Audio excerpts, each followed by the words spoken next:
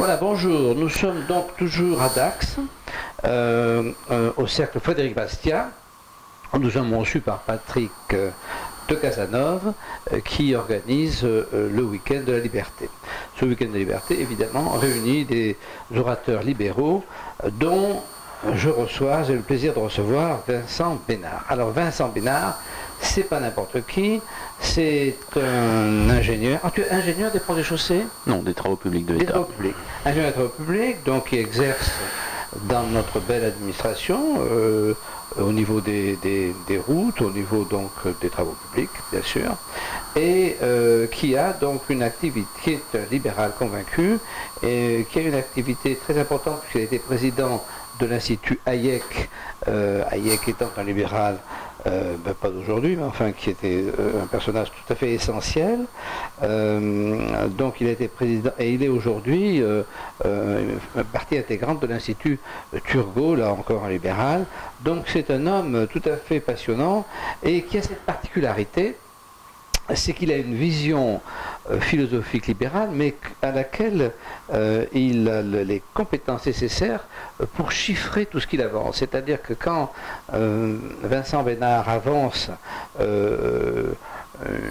une hypothèse de travail libérale, il est capable de la chiffrer et de montrer de manière extrêmement précise comment elle est effectivement plus performante que la méthode bureaucratique que nous employons. Alors, donc Vincent, tu es venu là avec un sujet très particulier, mais on va peut-être déraper après, qui était le sujet des routes. Donc, et plus généralement des infrastructures. Voilà, les infrastructures publiques pourraient-elles être privées? C'était ça le principe de ton exposé. Voilà. En grande partie, la réponse est oui, beaucoup de choses sont privatisables dans le domaine de l'aménagement du territoire et des infrastructures. C'est-à-dire qu'aujourd'hui, l'infrastructure en France est une affaire essentiellement publique, mais rien n'empêcherait aujourd'hui la maîtrise d'ouvrage qui pourrait rester publique de sous-traiter intégralement au secteur privé de nombreux pans de la gestion, de l'exploitation, de la conception des infrastructures. Reste le problème de la propriété de l'infrastructure qui est un petit peu plus complexe et qui apporte peut-être des réponses plus nuancées. Mais en attendant aujourd'hui, donc, je vais résumer rapidement mon intervention d'hier et puis on va peut-être passer à autre chose après.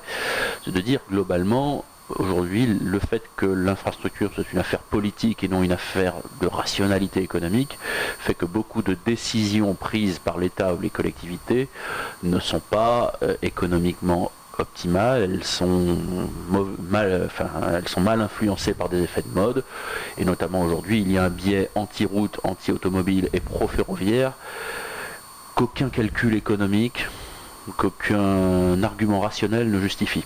Voilà, alors ça c'est important. C'est important de se dire qu'il y a donc des croyances qui nous entraînent vers des dépenses superfétatoires, qui nous obligent après à avoir une imposition qui nous étouffe.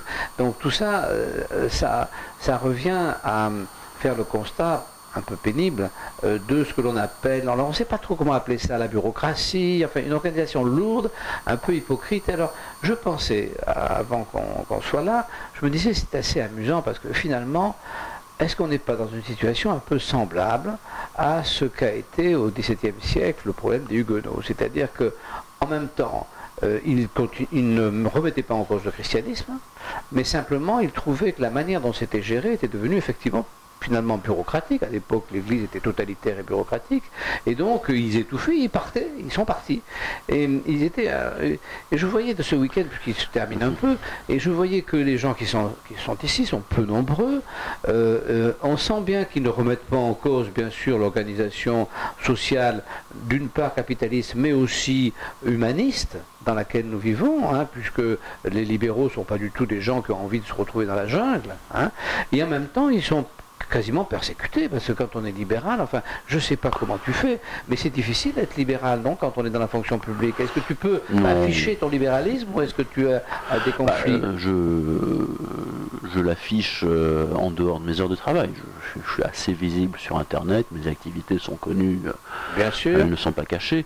Ensuite, bon, dans le cadre du travail, il faut être clair, je ne suis que là que pour appliquer les décisions votées par mes employeurs, donc il n'y a aucun problème. Bien sûr, mais tu n'es pas victime, non. dans ta carrière de difficultés aucune. Non. Aucune. Voilà, je me posais cette question qui était une question. Alors, pour en venir à l'histoire des Huguenots, alors je ne suis pas du tout expert de cette époque-là.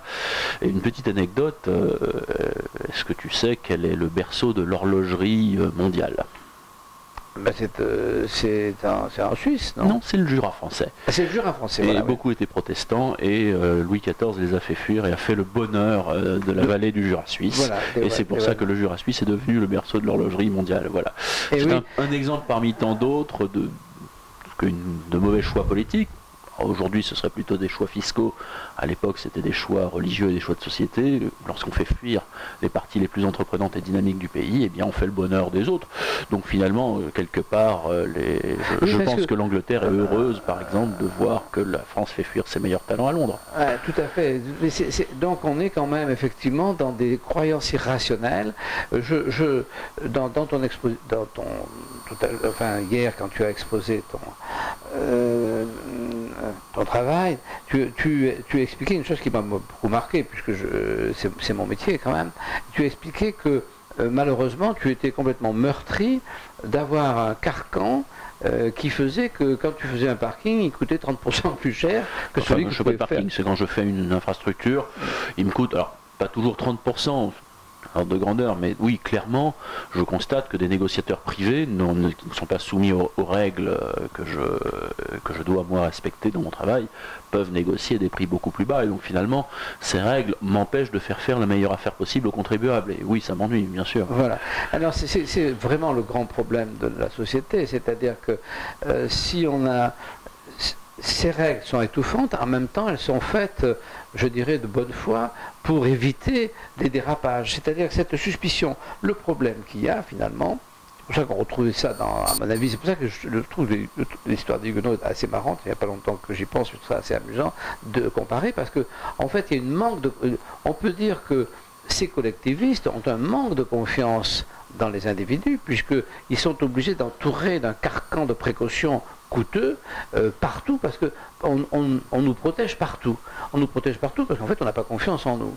Mais si on n'a pas confiance en nous, c'est que quelque part on n'a pas un bon esprit, parce que moi je pense que celui qui se méfie des autres, c'est qu'il a des raisons. Et s'il a des raisons, c'est qu'intellectuellement, dans ce qu'il pense, il n'est peut-être pas tout à fait complètement net, parce que moi je vois ces libéraux qui sont là, qu'on a vus pendant tout un week-end, ils sont plutôt ouverts, enfin je veux dire, ils n'ont pas l'air d'avoir des arrière-pensées, des complications, tu vois, toutes ces choses. Et c'est désolant de voir que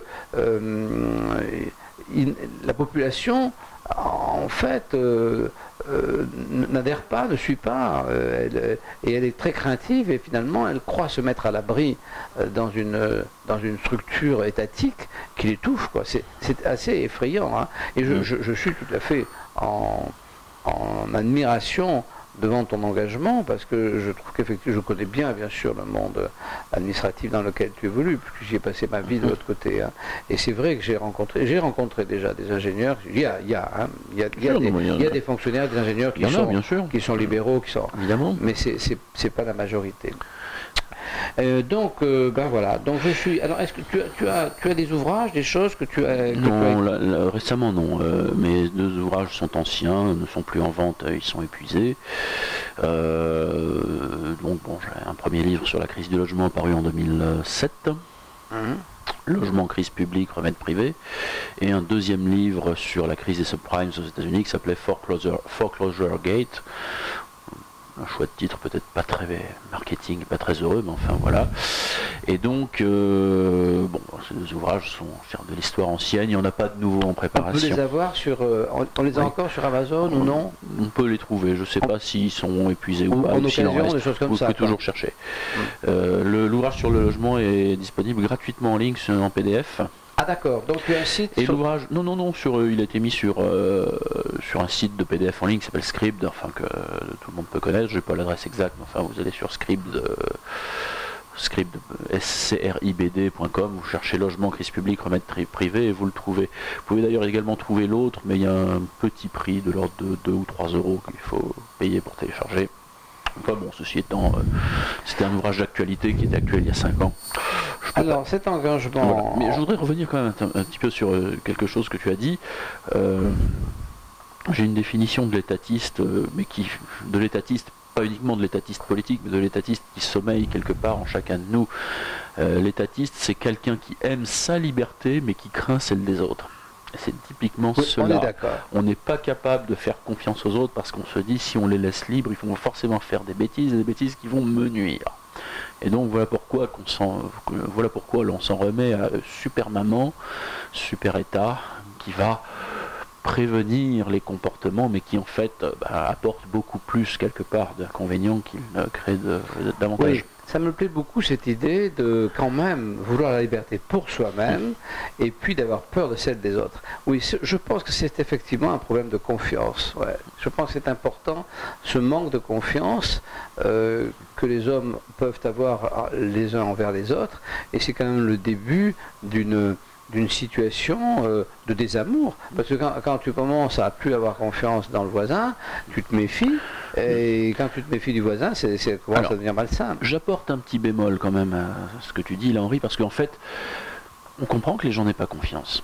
C'est-à-dire, un certain nombre d'expériences sociologiques ont été faites. Par exemple, aux États-Unis, une expérience célèbre, un gars qui mettait des baguettes gratuitement à disposition dans les étages et qui a noté les gens payaient 1 euro, mais il n'y avait aucun contrôle. Et il s'est aperçu donc qu'il y avait toujours un taux de 13% de gens qui le volaient. Donc, il l'intégrait dans son prix, bien sûr. Et donc, en gros, dans une situation où il n'y avait aucun risque de se faire prendre, juste un risque de réprobation sociale, et aucun enjeu à voler parce que gagner un bagel à 1 euro c'est parfaitement ridicule, dans un certain contexte culturel, il y avait à peu près 13% de gens qui avaient un comportement, disons, un comportement de prédateur naturel. Donc, oui, dans le monde, il y a des gens qui sont naturellement plutôt prédateurs et des gens qui sont plutôt, entre guillemets, civilisés, qui sont très largement majoritaires, plus de 87% donc, mais donc 13% dans un certain contexte de prédateurs. Et il est normal que les gens s'en méfient. Et le libéral n'est pas plus naïf que les autres. Bien sûr qu'il s'en méfie. Par contre, les moyens de la protection contre ces gens-là ne sont pas du tout ceux qu'il imagine. C'est-à-dire, c'est le principe de la responsabilité qui est mis en avant. Je dis souvent que le libéralisme devrait s'appeler le responsabilisme, parce que il estime que oui, il faut laisser les gens faire et simplement sanctionner les manquements à la responsabilité individuelle et non pas vouloir prévenir les gens en leur disant où ils doivent marcher, quels vêtements ils doivent porter, ce qu'ils doivent manger, 5 fruits et légumes par jour. C'est intéressant. Si on prend pour hypothèse que c'est 13%... C'est 13% aux États-Unis, là, mais tu peux importe le chiffre. Ailleurs, 15%, on prend le chiffre comme on prend le chiffre pour valeur de discussion. Ça serait 15, ça serait 11, ça c'est égal. Donc ces 13%, la difficulté, c'est que ils sont 13% de tous. C'est-à-dire que est-ce que les 13% on peut les isoler? Mais non, les 13% ils peuvent être dans ceux qui surveillent. C'est-à-dire que quand, par exemple, s'il y a 13% de prédateurs, tu peux avoir 13% de prédateurs chez les magistrats. Tu peux avoir 13%. Alors après, on peut même dire que certaines professions attireront plus sûrement les prédateurs, parce que quand on vous donne le monopole de l'exercice du pouvoir, comme le disait un journaliste canadien du nom de David Brun, il est faux de dire que le pouvoir corrompt, le pouvoir attire les corruptibles. Et oui, et le prédateur, effectivement, peut devenir assez rapidement, je dirais, exemplaire dans la mesure où, évidemment, il va posséder plus facilement. Et s'il est un peu manipulateur et s'il est malin, il va arriver à dissimuler la prédation, parce que c'est pas sûr que ce soit... évidemment, s'il prend 100 balles dans la caisse, ça se voit tout de suite. Mais si sa prédation est un peu plus intelligente, il peut passer pour quelqu'un d'astucieux. Et il peut arriver, effectivement, à essaimer autour de lui et à renverser complètement une société. Donc ça veut dire que, ce qui est intéressant dans ce que tu dis, ça veut dire quoi? Ça veut dire que le libéralisme, ça demande quand même d'avoir une éthique qui permette de trier ces prédateurs, de les éviter de se reproduire à l'infini et d'envahir la société. Donc ça veut dire que le libéralisme, c'est pas complètement laxisme. c'est en même temps évidemment une éthique de vie importante, et je dirais même plus importante. C'est même plus difficile d'être libéral que de ne pas l'être. Puisque nous sommes au cercle, Frédéric Bastiat, je rendrai un hommage à son fondateur, hélas décédé récemment, Jacques de Guénin, qui m'a appris, moi, une des plus belles citations que je connaisse sur le libéralisme, qui dit « Le vrai libéral est celui qui n'obtient rien d'autrui par la violence, la coercition ou la tromperie. » Oui, voilà. Et c'est exactement ça l'attitude libérale. Et les gens qui nous caricaturent, qui parlent du libéralisme, du renard libre dans le poulailler libre, c'est évidemment totalement faux. Dans le poulailler libéral, il y a aussi le fermier qui surveille les instincts du renard et qui lui dit « Mon coco, si tu embêtes mes poules, tu auras affaire à moi et je t'enfermerai derrière des gros barreaux. » Et donc, et ça oblige quelque part avant que ça s'appelle libéralisme, ça s'appelait tout simplement les règles naturelles de vie en société, où les hommes se sont très rapidement aperçus que s'entretuer n'était pas un bon moyen de survivre à long terme, et donc ont mis en place des règles naturelles disant tu ne tueras point, tu ne voleras point. Alors ça s'est traduit pour certains par la religion, mais enfin globalement c'était des règles de vie tout à fait naturelles. Et aujourd'hui, c'est ce qui a fondé la philosophie libérale lorsque des gens ont essayé de la codifier, de la structurer, c'est tout. Mais le libéralisme finalement est quelque chose de très naturel, qui n'est pas du tout une invention. Alors, beaucoup de gens croient que c'est une doctrine économique. Non, c'est d'abord une doctrine de droit. Non, les gens, je suis tout à fait naturel. Le mot... alors, je constate, Vincent, que effectivement ta philosophie a une grande profondeur, que tu sais y mettre des chiffres pour convaincre, et je pense qu'effectivement la difficulté que nous rencontrons, c'est qu'en réalité il y a une perversion, j'en parlais avec Damien Tillier hier, il y a une perversion terrible, c'est que le libéralisme est pratiqué surtout contré dans un secteur très précis qui est l'économie. Les gens autrement sont plutôt libéraux quand on prend d'autres activités telles que la culture, par exemple. Dans la culture, c'est très libéral. Le sport, c'est très libéral. On a une éthique du sport. Enfin, il y a une recherche du meilleur, et il n'y a que dans la partie économique qu'on a cette espèce d'égalitarisme qui évidemment est complètement contraire au libéralisme. Le libéralisme accepte les différences, accepte des valeurs, refuse effectivement les défauts rédhibitoires, etc.